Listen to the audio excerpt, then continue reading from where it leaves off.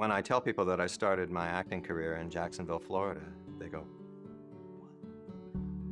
And I know it's an unlikely place, but you just don't know where you're going to find your muse or your training or yourself. It's a fantastic place to come and see a great play. I mean, we do quality work here, and that I'm very, very proud of that. If you want to see a good play, this is the place to come. You know, it's incredible if you think about the culture that we live in today, too, that this is an all-volunteer operation. I mean, that just really sets me back on my heels every time I think about it. When I look at the sets, when I think about the hours that have gone into the practice, when I look at the quality of the performance, and I think these people are doing this for the love of it. I love the fact that people work together in a production.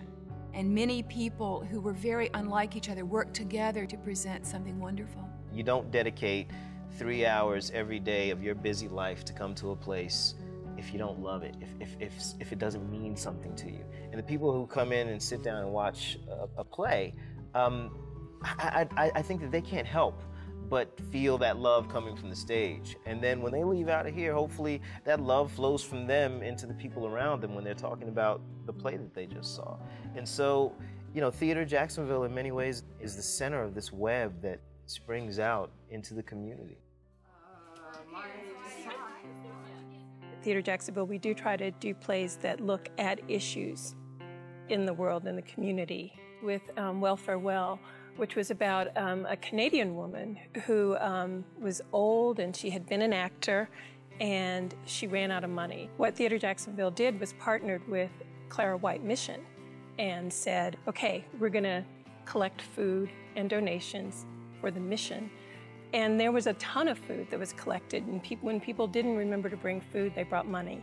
And all that went to Clara White. So that was, I love those partnerships in the nonprofit world when you can help each other and it's meaningful to help each other. Anything that we can do to keep community alive and viable, we need to do. And this theater does that. Theater Jacksonville allowed me to discover what it was that I was good at, what it was that really made me happy. I did my first show here as an assistant stage manager and went right to the head camp counselor for the 2 years that I was here. Actually, Buddy was one of my campers when I was here. I was actually, you know, to be entirely honest, I was a pretty shy camper in general. And, you know, this camp has really helped me to come into my own a little bit more.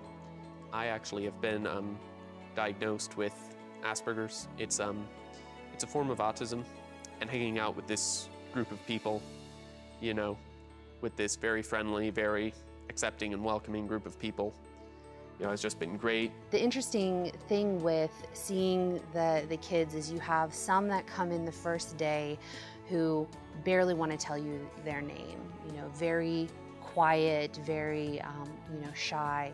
And then through their exposure to theater and just the friendly, accepting environment here, they're able to kind of grow. And then, you know, the shy Red Star on day one is now a budding diva. Seriously, people, it's a problem! Blackout.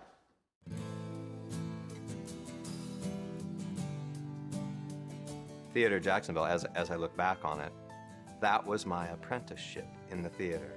That's where I took my master class in scenery. That's where I took my master class in theater management. That's where I took my master class in acting or directing or diplomacy.